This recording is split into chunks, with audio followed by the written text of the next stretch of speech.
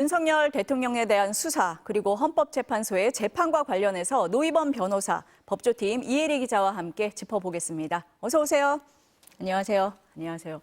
먼저 이혜리 기자한테 좀 물어봐야 될 것 같아요. 윤석열 대통령, 그럼 지금 서울구치소에 있는 겁니까? 조사에 응하지 않고 있는 거죠? 네, 어젯밤에 이제 조사를 마치고 서울구치소로 이동을 했잖아요. 지금도 아직 서울구치소에 있는 걸로 보입니다. 원래는 공수처가 오늘 오후 2시부터 다시 조사를 재개한다고 취재진에 밝혔는데요.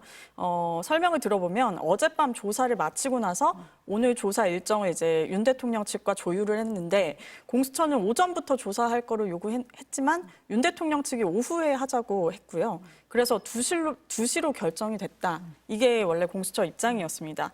그런데 윤 대통령 측이 돌연 오후에도 조사를 받지 않겠다고 한 겁니다. 그래서 체포 후 신병을 확보하고 조사할 수 있는 시간이 48시간이잖아요. 그렇죠. 그래서 어제 윤 대통령이 오전 10시 반쯤에 체포가 됐으니까 지금 조사할 수 있는 시간이 내일 오전 10시 반인데요.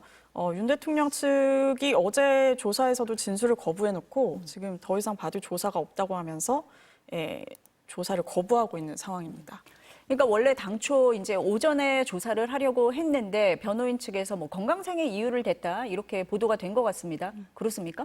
네, 윤 대통령이 건강이 좋지 않고요. 어제 충분한 조사를 받았다. 이런 입장을 밝혔습니다. 변호인단에서는.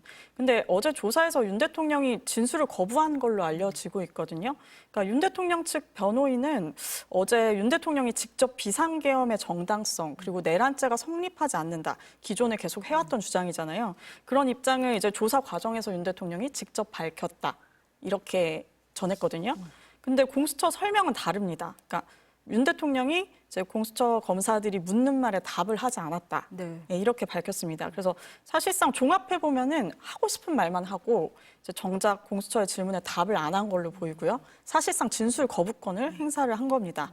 그런데도 충분히 조사를 받았다고 주장하면서 오늘 지금 나오지 않겠다고 하고 있는 상황인 겁니다. 그러면 나오지 않겠다고 한 데 대해서 공수처는 뭐 앞으로 어떻게 하겠다.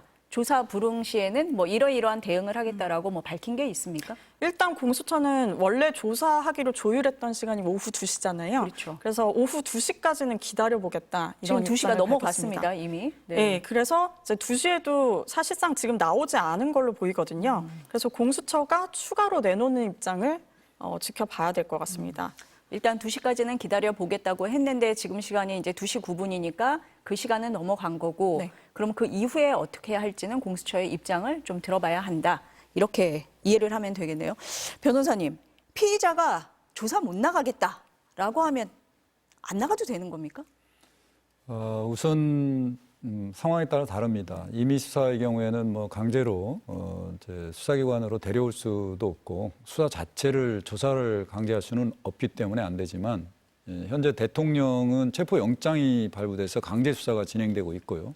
체포영장에는 인치 장소와 구금 장소가 정해져 있습니다. 즉 인치 장소라는 것은 강제 수사를 위해서 피의자를 데려올 수 있는 장소, 즉 인치 장소는 현재 공수처가 되어 있고요. 그다음에 조사를 하지 않을 때 구금하는 장소는 지금 현재 서울구치소로 되어 있거든요. 그래서 현재는 공수처가 지금 대통령이 조사를 거부하더라도 데려올 수는 있습니다. 인치 장소, 즉 공수처까지 데려올 수는 있는데 대통령이 데려오더라도 수사를 계속 거부하는 경우에는 사실상 데려오는 게 아무런 의미가 없기 때문에 사실 공수처에서는 대통령을 인치까지는 강제로 데려오지는 않고 있는 것으로 지금 이해가 되고 있습니다. 네. 그러니까 아까 앞서서 그 취재 기자가 한 얘기를 들어보면은 강제 인치 얘기를 하기는 했어요. 근데 지금 변호사님 말씀을 들어보니까 강제 인치를 한다 하더라도 진술을 거부할 경우에는 의미가 없는 거 아니냐 이렇게 보시는 거네요. 그렇습니다. 네. 네. 근데 지금 이혜리 기자도 얘기를 했지만 이 진술을 거부하고 조사를 거부하면서 변호인단에서 얘기를 한 건 어제 충분히 얘기를 했다라고 하는 건데 공수처의 얘기를 들어보면 이름 확인도 안 했다 뭐 이렇게 얘기를 하거든요. 네. 우선 대통령 변호인단 측에서 어제 충분히 뭐 얘기를 했다, 조사를 받았다 그런 취지는 대통령 측은 지금 현재 공수처가 수사권이 없다. 그렇기 때문에 뭐 불법 수사다 이런 주장을 하고 있지 않습니까? 그렇기 때문에 어제도 일체의 어떤 조사 질문에 대해서 전혀 답변을 하지 않은 것 같습니다. 그러니까 수사권 없는 공수처가 수사하는 거에 나는 따르지 않겠다. 그런 입장이기 때문에 어제 충분히 진술거부권 통해서 내가 답변을 하지 않았냐. 내 의사는 분명하니 추가적인 조사도 필요 없다. 뭐 그런 취지로 지금 수사를 거부하고 있는 것이 아닌가 싶고요. 통상적으로 피의자 신문조서를 작성할 때는 당사자 여부를 확인합니다. 그래서 이제 성명이나 주소, 뭐 주민등록번호, 뭐 등록 기준지, 뭐 이런 것들을 통상 인정 신문이라고 합니다. 이제 인적 사항을 조사하는 건데요. 그 부분에 대해서는 통상적으로는 다 답변을 하거든요. 그런 다음에 이 정도는 하겠죠. 그 혐의 네. 사실에 대해서는 뭐 일체 진술거부권을 행사하더라도 본인 확인 정도는 해주는데 사실은 대통령은 그것마저도 사실 안 했다는 점에서 수사에 전혀 지금 거부하고 있다. 응하지 않고 결국은 뭐 대통령 측은 공수처의 수사권이 없으니 나는 수사 받을 수 없다. 뭐 그런 일관된 입장을 보여주고 있는 것이 아닌가 싶습니다. 그러니까 이름 확인도 안 했다는 건 공수처의 수사를 전혀 인정할 수 없다라는 의사를 표현을 한 거다.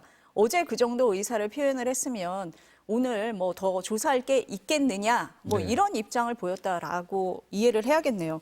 그런데 뭐 수사를 받은 뭐 전직 대통령들 꽤 있지 않습니까? 그런데 진술을 거부한 적은 한 번도 없었던 것 같은데요. 그렇습니다. 뭐 저희가 알고 있는 바로는 전체적으로 진술거부권을 행사했던 네. 전직 대통령들은 전혀 없었다. 대부분 수사에는 다 성실히 협조를 했던 것으로 알고 있고요. 물론 중간중간에 수사를 하는 과정에 변호인의 조력을 받아서 개별 질문에 대해서 묵비권이나 진술거부권을 행사했을 가능성은 있다고 봅니다. 그렇지만 지금 현재와 같이 윤 대통령과 같이 인정신문조차도 답변을 안 하고 서명 날인도 안 했다는 거 아니겠습니까? 그러게요. 그러니까 아예 공수처의 수사권 자체를 부정하기 때문에 일체에 응하지 않겠다라는 이런 입장이고요. 이러한 어떤 윤 대통령 측의 어떤 뭐 태도, 요거는 이미 예견이 됐다고 봅니다. 왜냐하면 윤 대통령 변호인단이 체포영장이 집행되기 전에도 차라리 구속영장을 청구해라, 아니면은 기소를 해라. 그러면 재판에서 성실히 대응을 하겠다. 뭐 이런 주장을 했었거든요. 그렇죠. 그런 종전의 어떤 발언 내용을 지켜보면 지금 앞으로 공수처든 검찰이든 수사 과정에서 윤 대통령은 전체적으로 진술거부권을 행사할 가능성이 매우 높다라고 보여집니다. 지금 변호사님이 말씀을 하실 때 날인 얘기를 하셔가지고요. 조서 열람도 안 하고 날인도 안 했다고 하잖아요. 그럼 피의자가 날인을 안 한 조서가 재판에 가서 증거 능력이 있습니까? 어떻습니까? 우선 피의자가 서명 날인을 하지 않으면 그 조서 자체는 대통령, 즉 피의자의 범죄 사실의 유죄 증거로 사용될 수는 없습니다. 즉 내용을 부인하는 거기 때문에요. 아예.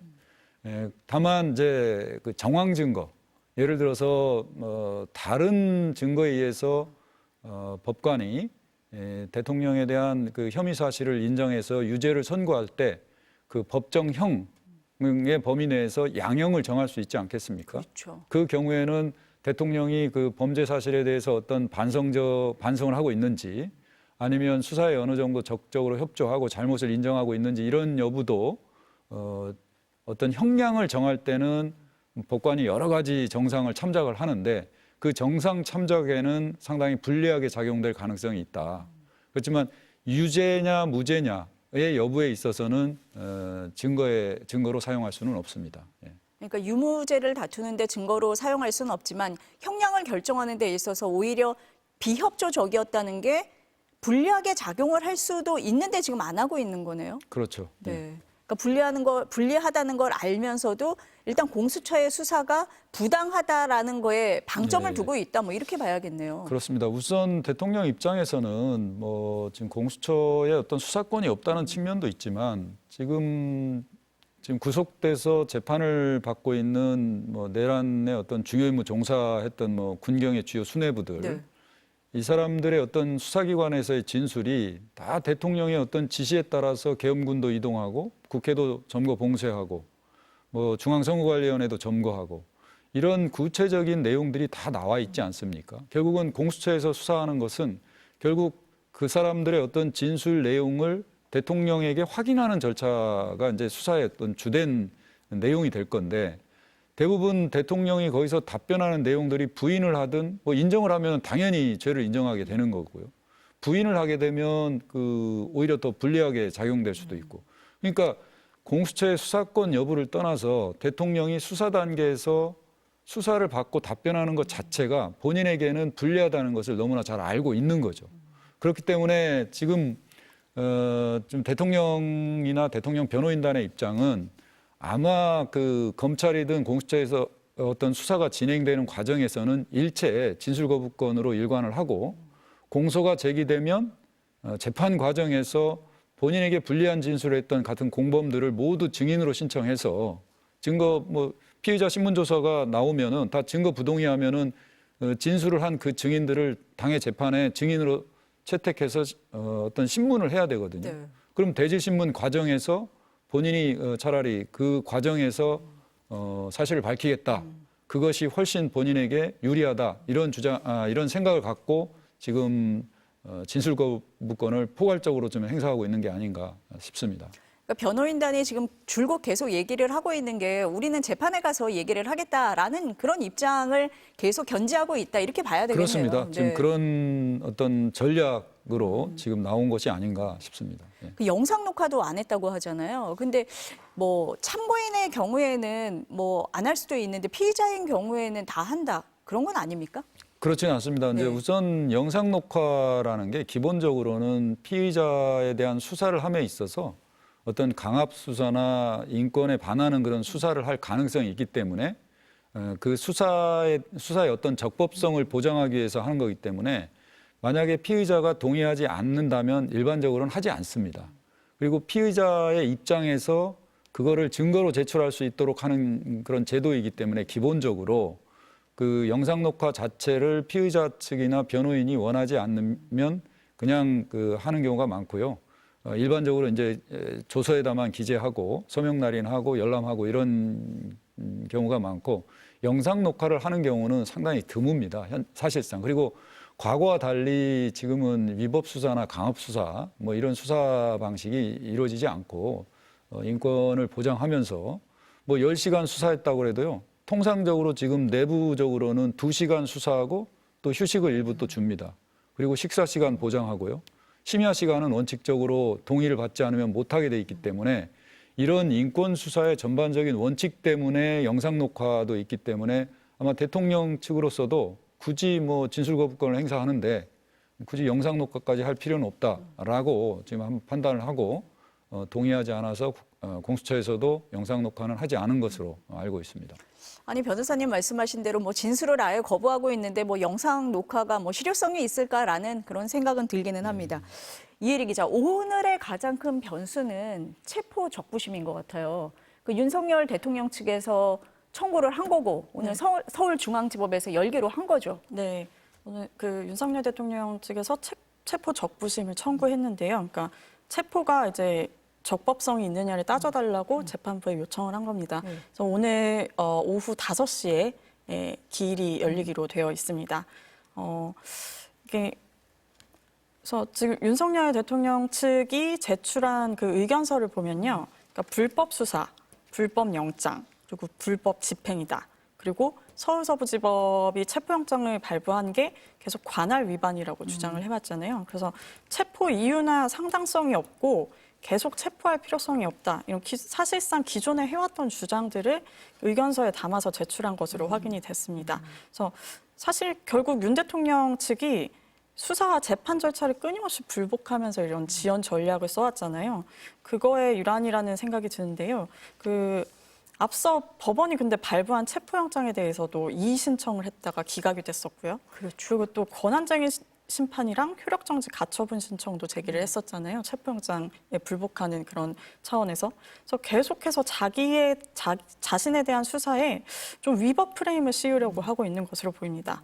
그래서 사실상 내란죄 피의자 그리고 범법자는 윤 대통령 자신인데요. 그 자신을 수사하는 기관에 대해서 이제 자신에게 영장을 발부한 기관에 대해서 이 기관들이 위법 행위를 저질렀다 이렇게 주장을 하면서 범법자와 법 집행자의 위치를 바꾸려는 시도를 하고 있다 이런 평가가 나옵니다.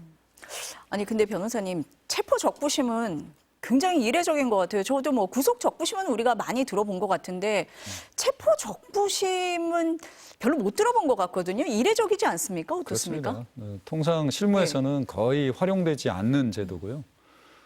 왜냐하면은 일단은 체포 적부심은 구속 적부심하고 달리 체포 자체를 하는 과정에서의 어떤 불법성이 있었는지 여부를 판단하는 겁니다. 그러니까 범죄 사실의 소명이나 뭐 이런 실체적인 요건보다는 체포하는 과정에서 어떤 뭐 제대로 된 영장 집행 없이 체포가 됐다든가 아니면은 절차적인 요건이 흠결됐다거나 아니면 그 과정에서 어떤 불법성이 있었다든가 절차적인 요건이 주로 체포 적부심에서 이제 다뤄지는 문제고 실질적으로 뭐 범죄 소명이 있었느냐 뭐 지금처럼 대통령 측이 주장하는 뭐 수사권이 있냐 없냐 영장의 어떤 발부 자체가 적법하냐 여부 정도는 통상적으로는 체포적부심사에서는 심사 대상이 아니다. 물론 전반적으로 법적으로는 다 심사는 할 수 있지만 우리가 실무에서 하는 경우에는 체포 자체 과정에서의 어떤 절차적 흠결이 있냐 여부를 따지는 거고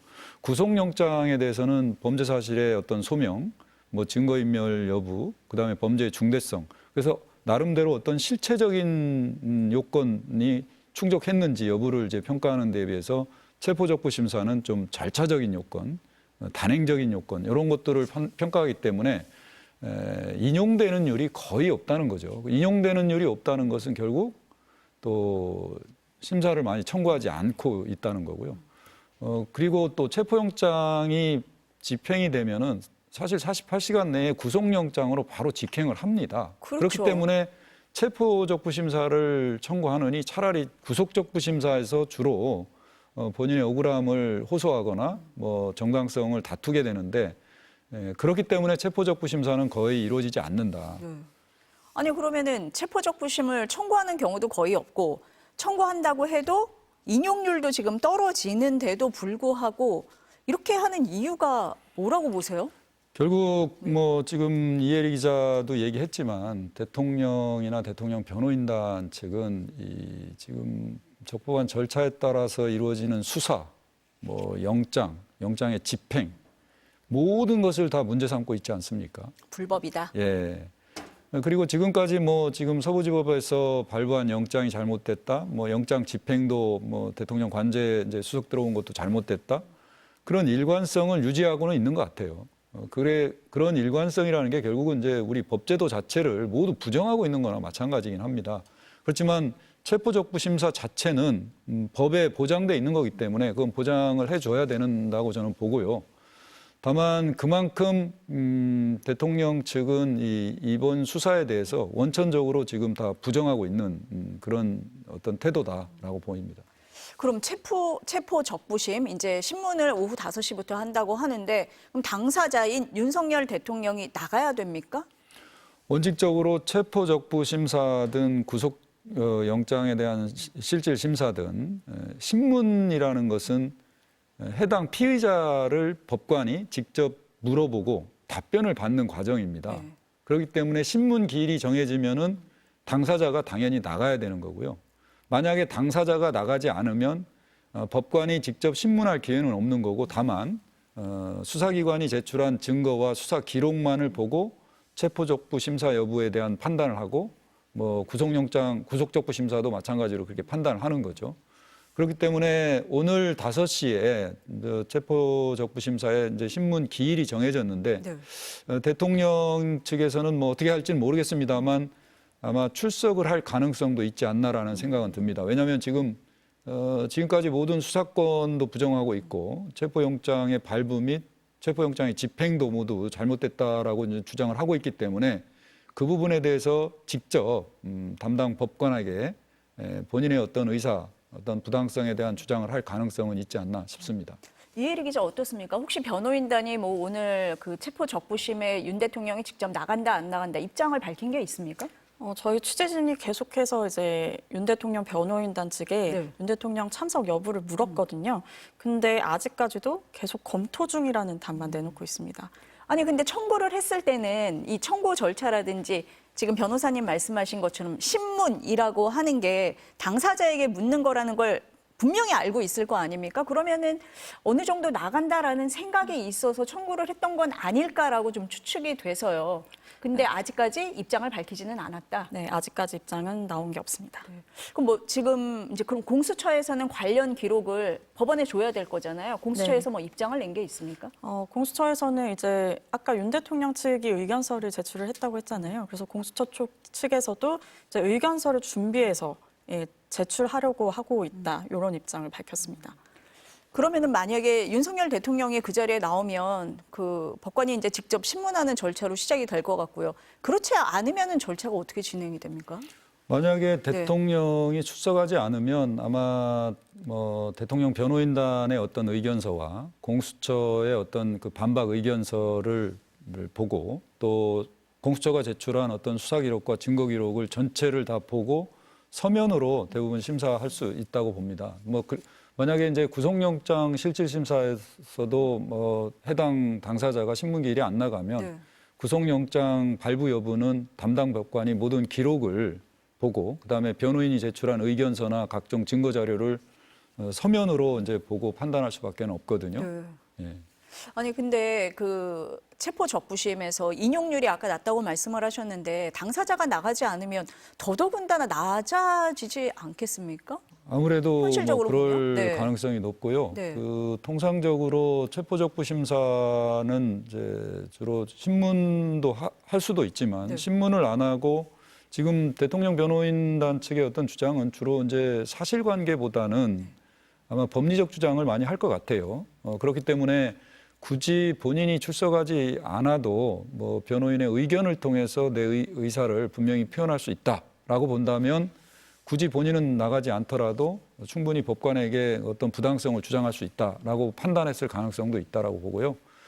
통상적으로 이제 심사가 끝나면 뭐 신문이 끝나면 한 2~3시간 정도에는 결과가 나옵니다. 통상은. 아 그렇게 빨리 나와요? 예, 통상적으로는 그렇습니다. 네. 근데 이제 뭐 이 사건이나 뭐 청구인이 현직 대통령이라는 측면에서 또 법리적인 측면도 있지 않습니까? 뭐 그 부분 때문에 담당 법관이 좀 고민을 할 수는 있는데 일반적인 사건에서 체포 적부 심사는 뭐 2~3시간, 뭐 길어야 한 5시간 내로 어떤 결정이 나오는 경우가 많습니다. 왜냐하면 체포영장의 기간이 정해져 있고 체포 적부 심사의 어떤 기간은 심사하는 기간은 체포영장의 기간에 빠지기는 하지만 피의자에 대한 구금 상태는 계속되고 있지 않습니까? 그렇죠. 그렇기 때문에 피의자의 구금이 부당하다고 주장하고 있기 때문에 심사는 빨리빨리 해주는 것이 맞다고 봅니다.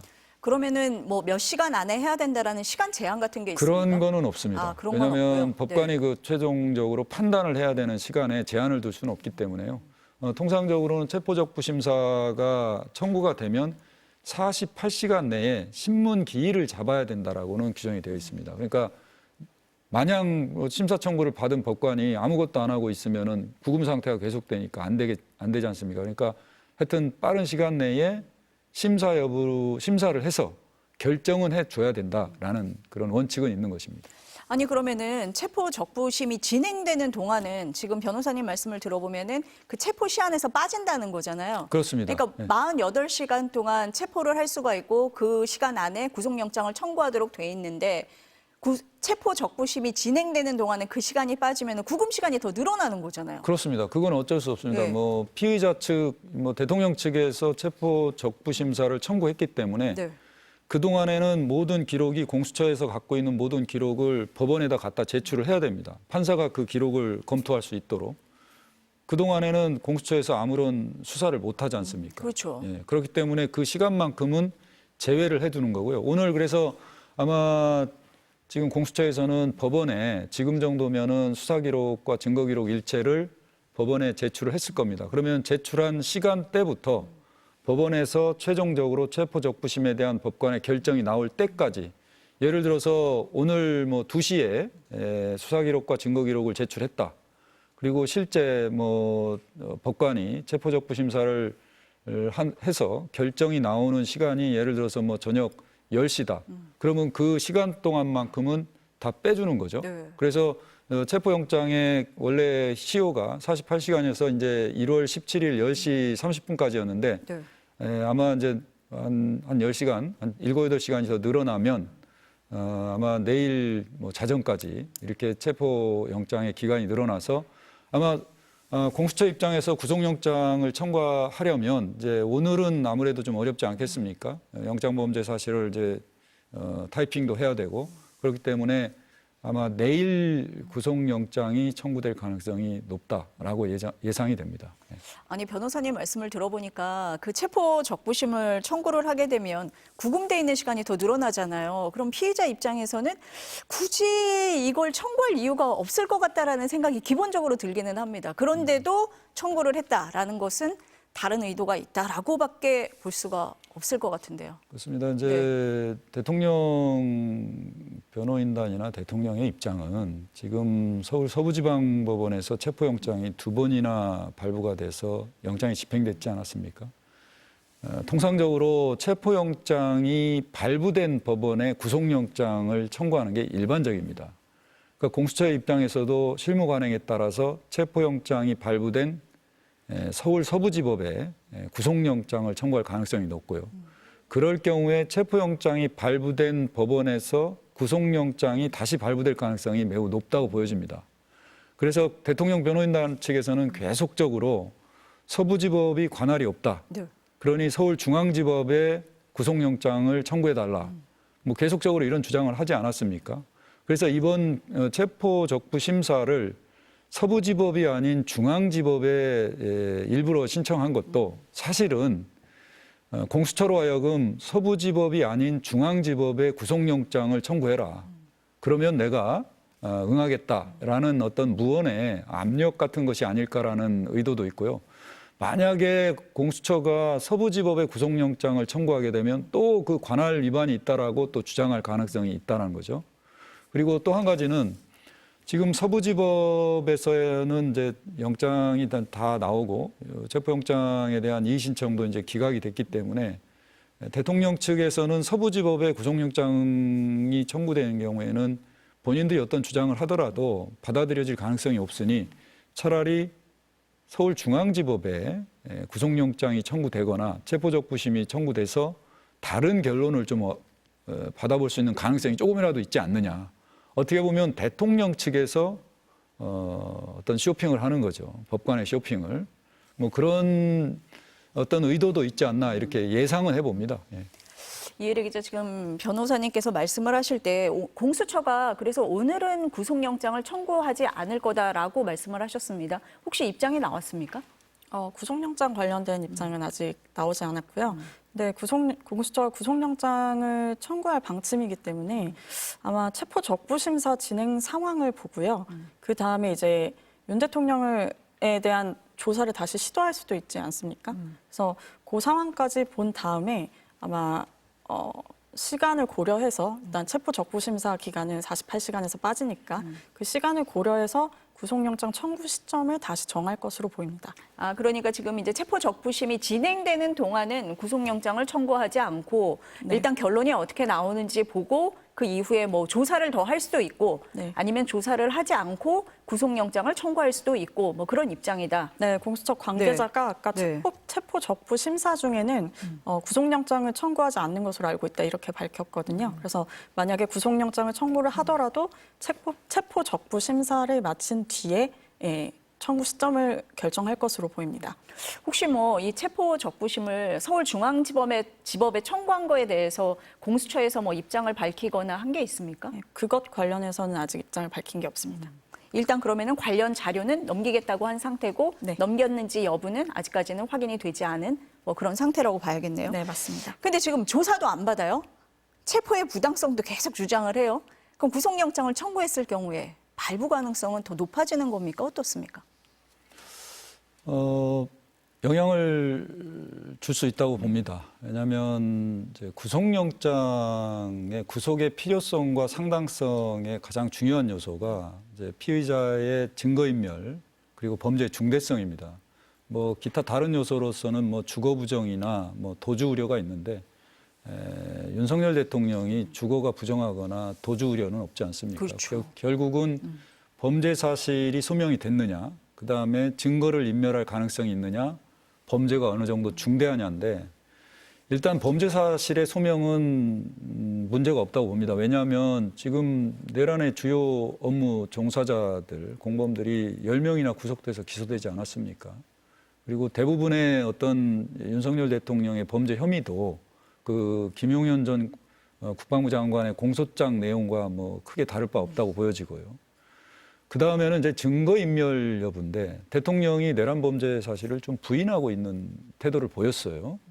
그리고 지금 뭐 변호인단 측의 얘기지만 뭐 국회의원들이나 주요 정치인들에 대한 체포 지시를 체포의 채자도 꺼낸 적이 없다라고 이렇게 뭐 석동현 변호사 통해서 그런 얘기를 한 적도 있고 오늘 뭐 탄핵 심판에 뭐 대통령 대리인단에서는 뭐 포고령이 김용현 전 장관이 착오로 잘못 쓴 거다. 잘못 베꼈다. 뭐 예. 이렇게 표현을 했죠.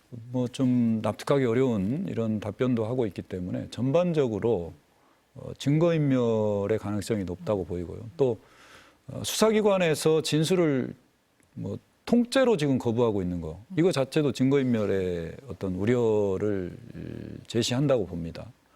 그리고 무엇보다도 이 내란 범죄는 우리 형법이 갖고 있는 범죄 중에서 가장 중요한 범죄입니다. 그렇기 때문에 대통령에게 불소추 특권에서 예외를 하고 있는 범죄고요. 범죄 중대성 측면에서 구속 수사는 원칙이다라고 생각이 됩니다. 더군다나 지금 군경의 수뇌부들, 내란의 중요 업무 종사자들, 그것도 내란죄의 어떤 정점에 있는 대통령의 지시를 받아서 내란 범죄에 가담했던 사람들이 대부분 사실대로 다 진술한 것으로 보이는데도 전부 구속영장이 발부되고 다 공소가 제기됐습니다. 그런데 내란 범죄 우두머리로 혐의를 받고 있는 대통령, 그 법정 형도 가장 높고 죄책도 가장 높고 그런 사람을 구속하지 않기는 어렵지 않나. 일반적인 어떤 법관의 구속영장 발부 기준에 비춰보더라도 구속영장이 발부될 가능성은 매우 높다라고 봅니다. 아니 지금 윤석열 대통령 측에서 일부러 서울중앙지법에 체포 적부심을 청구했을 수 있다라고 이제 우리가 좀 추측을 하고 있잖아요. 그렇다면 공수처에서 구속영장을 어느 법원에 청구를 할지 뭐 정한 게 있습니까? 지난번에 그 브리핑 때 보니까 아직 정한 게 없다라는 입장을 낸 것 같기는 하던데요. 네, 그렇긴 한데요. 보통은 그 체포영장을 청구한 곳에 이제 구속영장도 청구를 하는 경우가 많거든요. 그래서 공수처 관계자도 보통은 그렇다라는 식의 설명을 했거든요. 앞서서. 그래서 구속영장 청구를 아무래도 서부지법에 할 가능성이 높지 않나. 지금까지는 이렇게 판단이 되는데요. 이 부분 조금 지켜봐야 될 것 같습니다. 근데 그러면은 또 꼬투리를 잡을 것 같은데요. 변호사님 말씀하신 것처럼. 이거 서부지법은 좀 문제가 있다라고 지금 계속 주장을 하고 있는 거잖아요. 예. 네. 뭐 오늘 체포적부 심사가 이제 이루어지는데 서울중앙지법의 법관이 아마 그 부분에 대해서는 지금 윤석열 대통령 측에서도 뭐 수사권 없다, 뭐 체포영장을 발부한 서부지법에 관할이 없다, 뭐 이런 주장이 있었을 겁니다. 그렇다면 거기에 대해서 체포영장이 기각되면 공수처 입장에서는 굳이 서울중앙지법에 구속영장을 청구할 필요는 없고 실무 관례대로 체포영장이 발부된 서부지법에 구속영장을 청구할 가능성이 있다고 보여지고요. 그리고 또 하나는 이제 공수처 입장에서는 뭐 사건을 무슨 결론을 정해놓고 가는 것처럼 보여줄 필요는 없지 않겠습니까? 그렇죠. 아무리 사건이 중대하고 혐의가 있다고 해도 그렇기 때문에 지금 현재는 대통령에 대한 수사가 진행 중이고 나름대로 뭐 대통령이 진술거부권을 계속적으로 행사하더라도 수사가 다 종료된 후에 전체적인 기록을 살펴보고 구속 여부에 대한 결정을 해야 되는 것이고 구속 영장 청구에 대한 결정 여부를 해야 되기 때문에 사전에 뭐 구속 영장을 청구하겠다라든가 구속 영장을 청구하는 경우에는 어디다 청구하겠다라는 의견이나 의사를 미리 표명하지는 않지 않겠나. 그런 의미에서 지금 공수처에서는 그 부분에 대해서는 말을 좀 아끼고 있는 것 같고요. 그런 점에서는 물론 뭐 대통령 측에서는 예를 들어서 저는 뭐 그런 생각도 해봅니다. 이제 공수처가 서부지법이 아니고 서울중앙지법에 체포영장을 청구해서 집행받았더라도 아마 대통령 측에서는 이의 제기했을 거예요. 대통령 관저가 한남동인데 한남동은 서부지법 관할 아니냐. 왜 중앙지법에다 신청하냐. 서부지법에다 신청해야지. 거꾸로 또 그랬을 똑같이 것이다. 그런 네. 주장이 충분히 가능하지 않습니까? 네. 그래서 그리고 지금 서부지법이 관할이 없다라고 하는 주장은 타당하지가 않아요. 왜냐하면 원칙적으로는 공수처 수사 사건이 서울중앙지법의 관할이긴 것은 맞습니다만 영장 청구 단계에서는 체포영장이나 구속영장 청구 단계에서는 주거지라든가 범죄지를 고려해서 청구할 수 있다고 법에 규정이 되어 있습니다. 네, 그렇죠. 네. 네. 원칙과 예외가 있으면 뭘 하나 따라서 하면 되는 거죠. 그 원칙을 따르지 않고 예외 조항을 따랐다는 이유로 위법한 것은 아니거든요. 그래서 대통령 측이나 변호인단의 주장은 좀 억지다라는 생각이 듭니다. 아니 오늘 서울중앙지법이 체포적부심에서 뭐 인용을 안 하면은 오히려 이쪽에서 윤 대통령 측에서 더 할 말이 없어지는 그런 상황으로 가는 거 아닙니까? 그럼 그렇습니다. 공수처가 네. 조금 더 마음이 좀 가벼워진다고 표현해야 될까요? 좀 그럴 수도 있을 것 같은데요. 그래서 뭐 예를 들어서 체포적부심사에서 기각결정문에 뭐 어떻게 이제 뭐 어떤 뭐 윤석열 대통령 측의 어떤 부당성에 대한 주장이 이제 판단이 돼서 서부지법에 뭐 어떤 권한이 있고 공수처가 수사권이 있다라고 한다면 공수처로서는 말씀하신 대로 네. 훨씬 더 자유롭게 서부지법에 영장을 청구하는 것이 더 편하게 이루어질 수 있다고 봅니다. 결국은 뭐 재판은 서울중앙지법에서 이루어지는 거죠. 기소를 서울중앙지검이 하게 되는 거고요. 그렇습니다. 이제 네. 공수처법에 따르면 공수처가 수사한 사건의 원칙적 관할이 서울중앙지방법원으로 되어 있습니다. 다만 이제 공소제기권은 검찰에 있기 때문에 공수처에서는 수사를 해서 검찰에다 이제 사건을 이첩을 하고 검찰은 이첩받은 사건을 검토해서 공소제기를 서울중앙지방법원에 해야 되는 그런 상황입니다. 아니 오늘 한 언론이 보도를 한 걸 보니까요. 이 12.3 비상계엄 사건 관련해서 한 재판부에 배당을 해서 재판하는 방안을 검토하고 있다 이렇게 나오더라고요. 그거는 뭐 서울중앙지방법원에서 판단할 내용이긴 합니다. 뭐 통상적으로 관련 사건이 여러 건이 들어오는 경우에는 어떤 특정 재판부로 하여금 집중적으로 심리하도록 함으로써 사건의 전체적인 실체를 더 잘 파악하고 재판을 더 효율적으로 하기 위해서 그럴 수는 있다고 봅니다. 그거는 뭐 향후 좀 지켜봐야 되겠는데요. 지금 관련자들에 대한 뭐 공소제기가 각각 이렇게 이루어지지 않았습니까? 그렇죠. 날짜에 따라서. 네. 그래서 사건 번호가 다 달라져 있습니다. 그렇기 때문에 만약에 이제 특정 재판부로 이제 뭐 사건을 몇 개 재판부로 이제 몰아서 이제 한다면 사건을 병합해서 진행할 가능성도 있습니다. 통상 뭐 김용현 전 국방부 장관이 지금 제일 먼저 준비기일이 시작됐다는 것으로 지금 언론 보도에 나왔는데요. 네, 오늘 예. 시작이 됐죠. 정식 재판 기일이 되면은 뭐 그 외에 뭐 군 사령관들에 대한 재판을 김용현 전 국방부 장관에 대한 재판부가 병합을 해서 전체적으로 같이 재판을 진행할 가능성도 있다. 그렇지만 피고인들이 어떤 범행을 부인하고 뭐 그러면 재판이 굉장히 효율적으로 진행되기는 되게 어려운 측면이 있거든요. 그래서 사건을 전체를 다 병합해서 진행할 수 있는지 여부는 좀 더 지켜봐야 되지 않을까 싶습니다. 예. 그건 서울중앙지법에서 상황을 좀 보면서 판단을 할 가능성이 있다. 예. 그리고 네. 그 당의 피고인들 입장에서도 이 사건의 연관성이 있고 같이 병합해서 심리하는 것이 본인들한테 유리하다고 하면은 재판에 병합 심리를 해달라는 신청서를 재판부에 제출할 수는 있습니다. 그래서 재판부가 지금 뭐 예를 들어서 내가 지금 재판하는 재판부가 뭐 형사 10부다.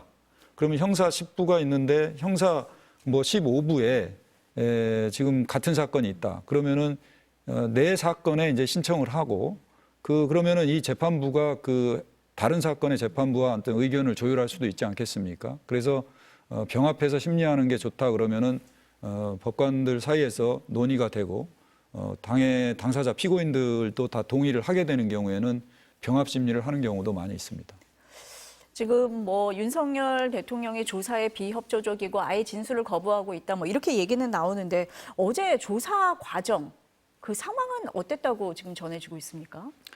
어제 윤석열 대통령 측 윤곽근 변호사와 네. 윤석열 대통령이 함께 조사실에 들어가서 조사를 받았고요. 그리고 공수처 쪽에서는 이제 차장 검사 그리고 부장 검사 2명이 이제 돌아가면서 조사를 한 걸로 이제 파악이 됐습니다. 그래서 공수처 쪽에서는 거의 200쪽 가까운 질문지를 준비를 해서요. 그러니까 윤 대통령의 혐의를 일일이 확인하려는 작업을 이제 시도를 했는데 이걸 공수처의 질문에 대해서는 윤 대통령이 전혀 답을 하지 않았다고 하거든요. 그래서 진술 거부를 계속 하고 있기 때문에 사실상 이 조사가 제대로 이루어지지 않았다고 봐야 될 것 같습니다.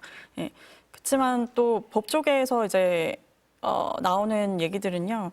사실 윤 대통령의 수하들이죠. 계엄군 수뇌부나 뭐 경찰 수뇌부들을 통해서 이미 상당한 윤 대통령의 혐의들이 입증이 됐잖아요. 그리고 윤 대통령이 계엄 당시에 주요 국면마다 지시한 내용들도 굉장히 상세하게 공소장에 표기가 되어 있습니다. 내용이 담겨 있기 때문에 사실 진술을 거부하더라도 윤 대통령의 혐의를 입증하는 게 그렇게 어려운 작업이 아닐 수도 있다라는 이제 분석도 나오고 있습니다. 호칭은 어떻게 합니까? 네, 조사하는 검사들은 대통령님이라고 호칭을 한 걸로 파악이 되고 있습니다. 조서에는 뭐 그렇게 쓰지는 않겠죠. 네. 조서에는 피의자로 표시가 됩니까? 네네네. 그러면은? 네. 오늘 지금 탄핵 심판 2시부터 열리고 있잖아요. 근데 윤석열 대통령 측에서 기일을 변경해달라 이렇게 요청을 했는데 헌재가 받아들이지 않았거든요. 뭐 헌재 결정 어떻게 보십니까? 헌법재판소는 이 대통령 탄핵 사건이 굉장히 중요한 사건이고 대한민국의 헌정 질서에 매우 중요한 영향을 미치기 때문에 가급적 신속하게 재판을 하겠다라고 이미 고지를 했고요. 그래서 일괄적으로 변론 기일도 지정을 했습니다. 그렇기 때문에 특별한 사정이 없는 한 변론 기일이 변경되거나 연기되는 일은 없을 것이다라고 보이고요.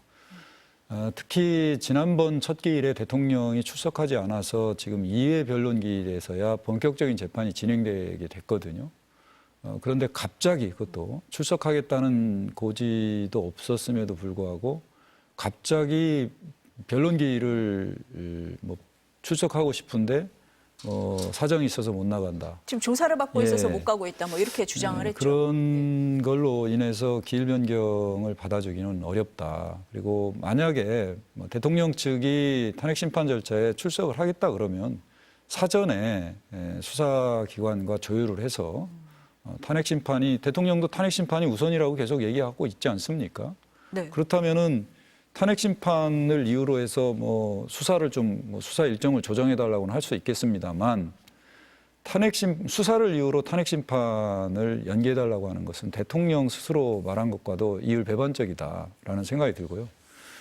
탄핵 심판이라는 것은 대통령이 방어권을 행사해야 될 필요도 있습니다만 권한대행 체제라는 주권자인 국민이 직접 선출하지 않은 민족 정당성 없는 대통령이 지금 국정을 운영하고 있다는 점에서 대한민국 헌법과 법률이 예정한 그런 절차가 아닙니다. 그렇기 때문에 가급적 빨리 권한대행 체제를 종식시키고 국민이 직접 선출한 민족 정당성 있는 대통령에 의해서 국정이 운영될 수 있도록 하는 것, 이게 굉장히 중요한 의미를 갖고 있다. 그래서 어떤 정치적 고려나 어떤 다른 고려 없이 헌법재판소로서는 이번 대통령 탄핵 심판 절차를 신속하고 예정된 절차에 따라서 원칙에 따라서 진행을 할 것으로 저는 예상을 하고 있습니다.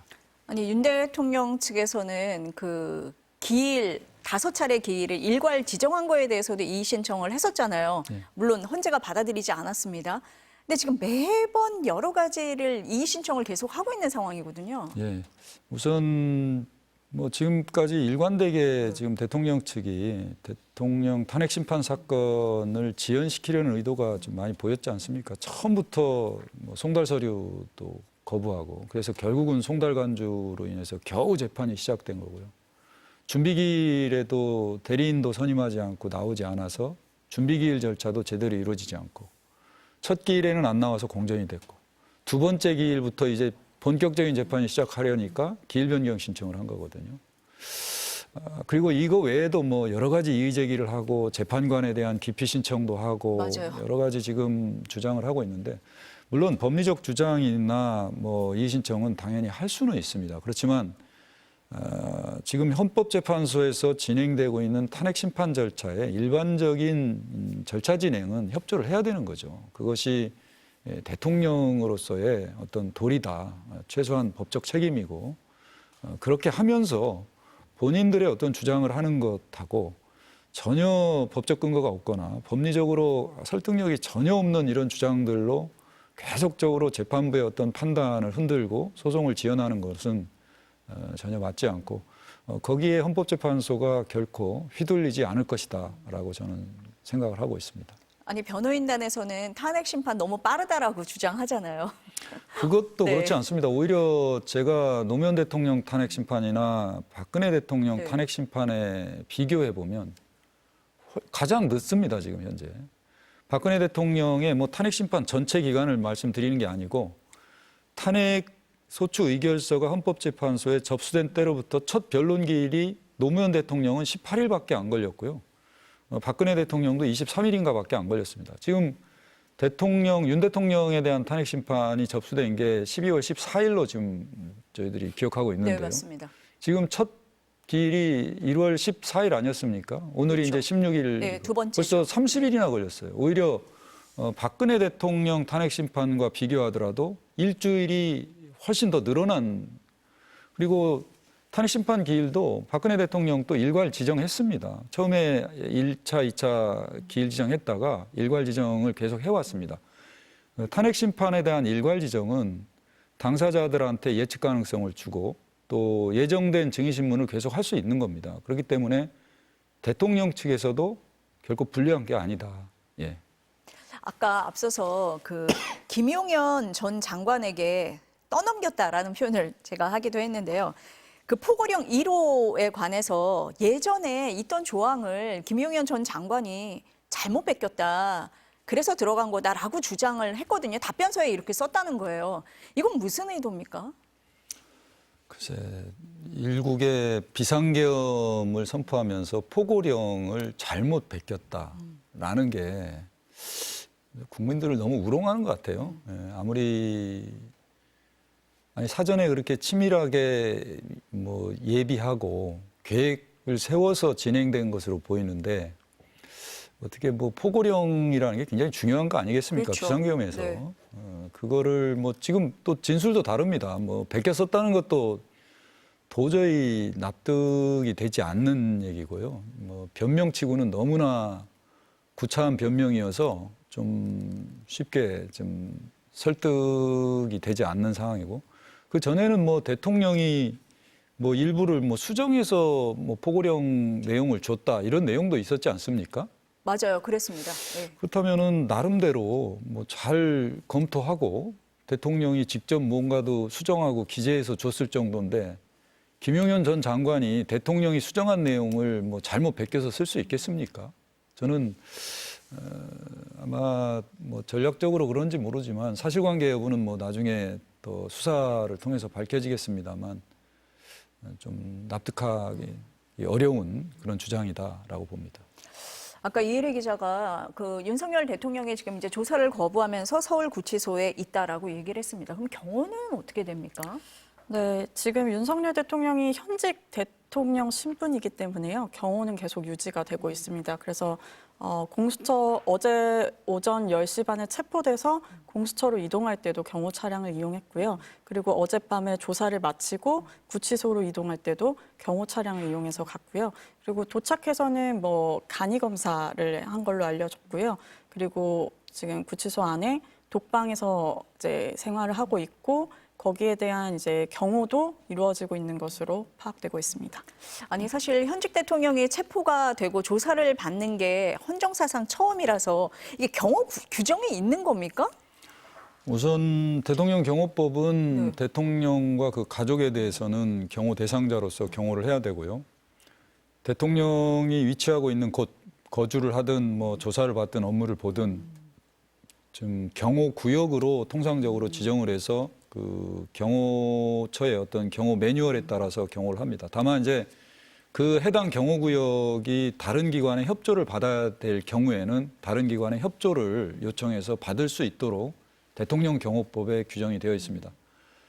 전례가 없기 때문에 아마 이 부분에 대해서는 대통령 경호처에서도 매뉴얼을 가지고 있지는 않았을 것 같아요. 그리고 지금 서울구치소나 지금 공수처에서도 이제 대통령 경호와 관련해서는 아마 구체적인 매뉴얼이나 이런 것은 없을 겁니다. 그렇기 때문에 이번에 이제 협의를 하면서 대통령 경호처와 뭐 서울구치소 간에 그다음에 공수처와 대통령 경호처 간에 협의를 거쳐서 대통령의 어떤 경호와 관련해서는 무리 없이 지금 진행되고 있는 것이 아닌가 싶고요.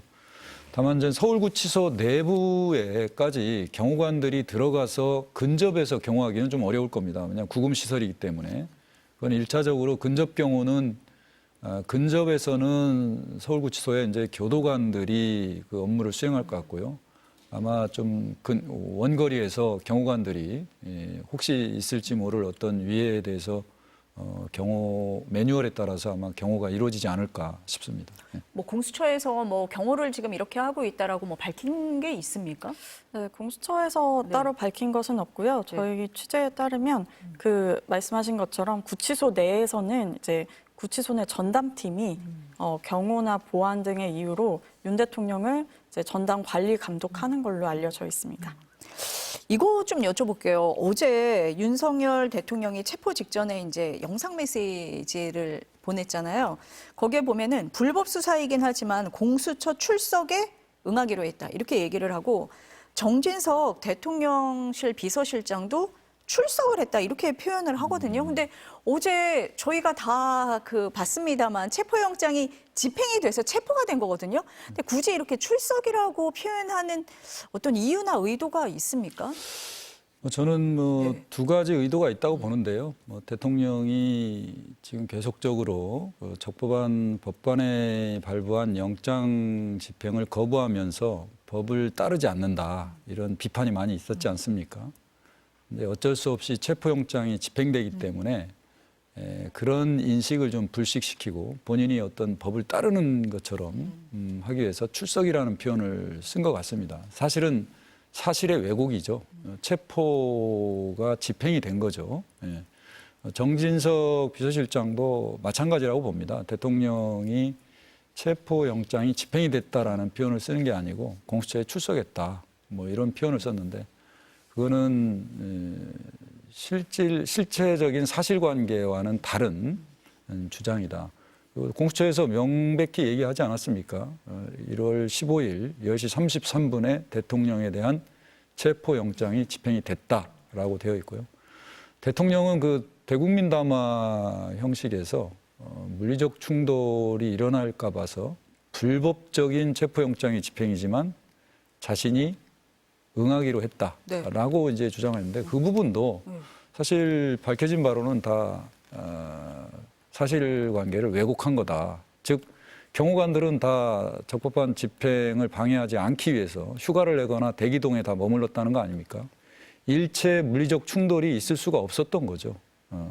오히려 대통령이 그 전에 경호관들로 하여금 적법한 영장 집행을 막도록 저지하도록 하면서 물리적 충돌이 있을 수 있었던 거죠. 그런데 이번에는 물리적 충돌이 없었고 경호관들이 대통령의 어떤 적법한 영장 집행을 저지하지 않겠다고 하니까 어쩔 수 없이 막다른 골목에서 체포영장의 집행을 막을 수 없는 상태에서 자신이 오히려 자진해서 체포영장의 집행에 응하는 것처럼 사실을 좀 호도한 것이 아닌가 싶습니다. 아니, 그러니까 피의자 입장에서요. 그렇게 할 경우에 뭔가 좀 달라지는 면이 있어서 그랬다. 뭐 그렇게 볼 수 있는 면도 있습니까? 근데 법적으로는 체포영장이 집행돼서 강제 구인이 된 거지. 말로 본인이 출석이라고 한다고 해서 달라질 건 없다. 뭐 이런 말씀이시네요. 그건 뭐 대국민 메시지일 뿐이죠. 네. 그거는 사실관계를 호도하는 것이다라고 봅니다.